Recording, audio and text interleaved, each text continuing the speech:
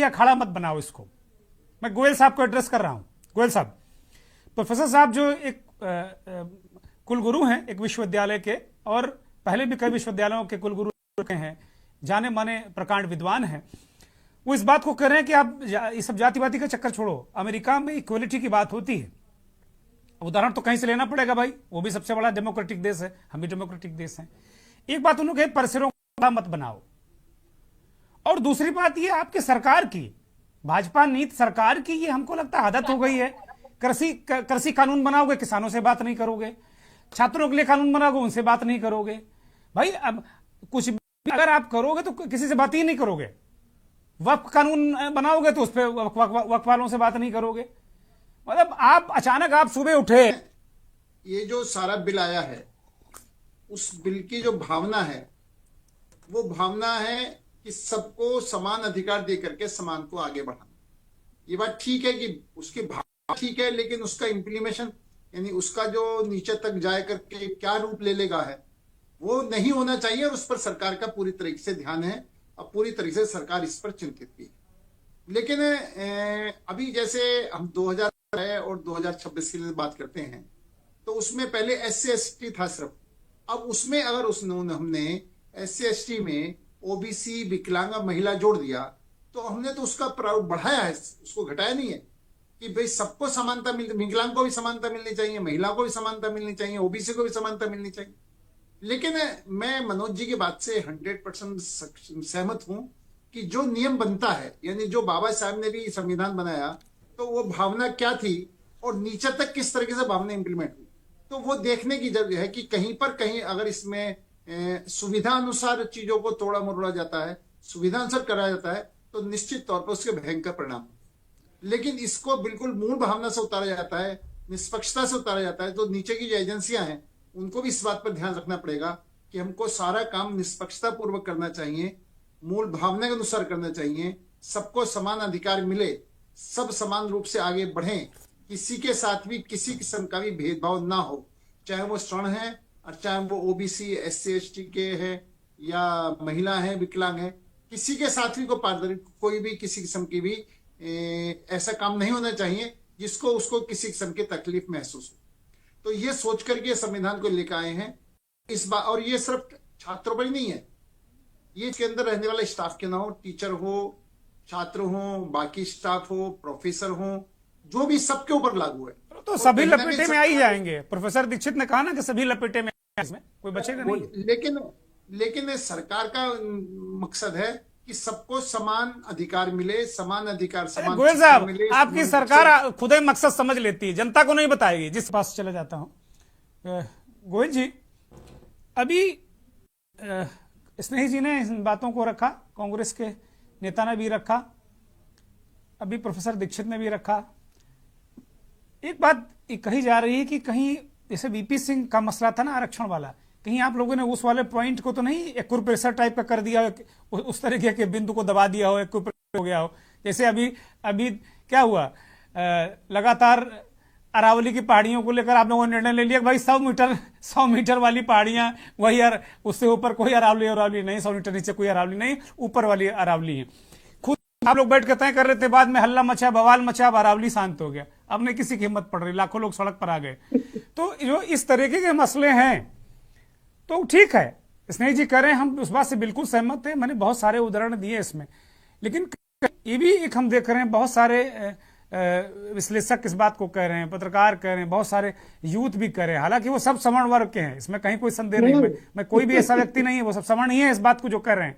लेकिन कहीं ना कहीं उनको असुरक्षित रही, इन सवर्ण छात्रों के साथ में एक माहौल बन रहा। और इस तरीके की बातें की जा रही है कि आपकी सरकार ने, जैसे BP सिंह ने एक ऐसे बिंदु को छुआ और देश भर में बवाल हुआ, तो उसी तरीके से क्या आपने कोई गलती कर दी गोयल साहब? नहीं, मेरा बड़ा स्पष्ट है, हमारी भावनाएं बड़ा स्पष्ट है, लेकिन कांग्रेस हमेशा दुविधा में रहती, चाहे BP सिंह का मामला हो चाहे अब का मामला। जब BP सिंह में छात्र आंदोलन हुआ था तो उन्होंने जो लागू करा था, तो कांग्रेस के ही विद्यार्थी टीम ने इस सबको बखेड़ा खड़ा करा था, पूरे हिंदुस्तान में आग लगाई थी, और उसके बाद सत्ता परिवर्तन होगी वो मामला। निश्चित तौर पर मैं आज भी हमारे गुप्ता जी से कहना चाहता हूं कि वो अपने हाईकमान से कम एक राय तो दे दें, उनसे राय ले में तो अरे दे इनका हाईकमान सन्नाटा खींचे हुए है। राहुल गांधी इसी की लड़ाई लड़ रहे हैं, वो कम इसी से की लड़ रहे हैं राहुल गांधी। अभी रोहित वेमुला का अभी 10 साल हुए थे उनके आत्महत्या को, उन्होंने श्रद्धांजलि दी, याद किया, मुद्दा उठाया उन्होंने। मैं वही बात कह रहा हूं कि ये दो मुही बात करते हैं। ये सिर्फ सरकार का विरोध करने की पॉलिसी पर चल करके अपना भी विरोध कर लेते हैं कि एक तरफ ये पीडीए की बात करते हैं, एक तरफ वीपी सिंह के टाइम की बात करते हैं। ये करते क्या, सोच क्या है, करना क्या है, जनता भी इनके भ्रमित चाल से परेशान है। आज मेरे भाई अपने गुप्ता जी हैं, प्रोफेसर हैं, निश्चित तौर पर बड़े समझदार हैं, लेकिन हाईकमान को भी इनके साथ बैठ कर बात करनी चाहिए कि आप एक स्टैंड लेके चलो।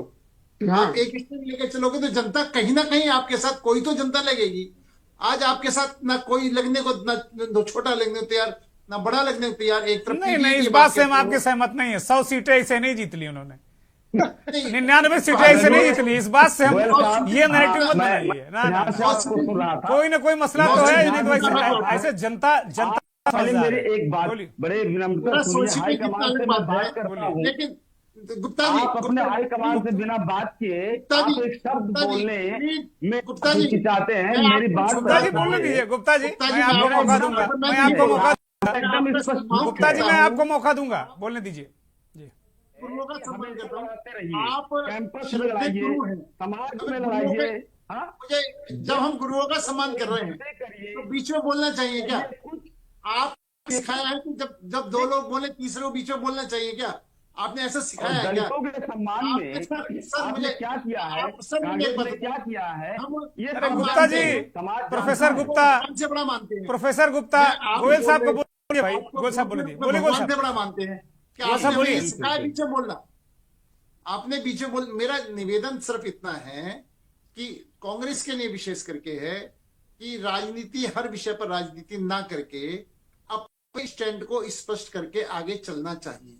सिर्फ हम क्योंकि सरकार कोई बिल लाई है इसलिए हम इसका विरोध करेंगे, सरकार कोई बिल लाई है इसलिए हम देश में अराजकता पैदा करना चाहेंगे, देश में हंगामा पैदा करना चाहेंगे, तो निश्चित तौर पर वो कहीं ना कहीं हमारे देश के लिए खराब है, लोकतंत्र के लिए खराब है। सही बात का समर्थन होना चाहिए, गलत बात का विरोध होना चाहिए। ठीक बात है, ठीक बात है, ठीक बात। गोविंद जी, गोविंद क्यों, गोयल साहब थैंक यू, प्रोफेसर सम्राट गुप्ता थैंक यू।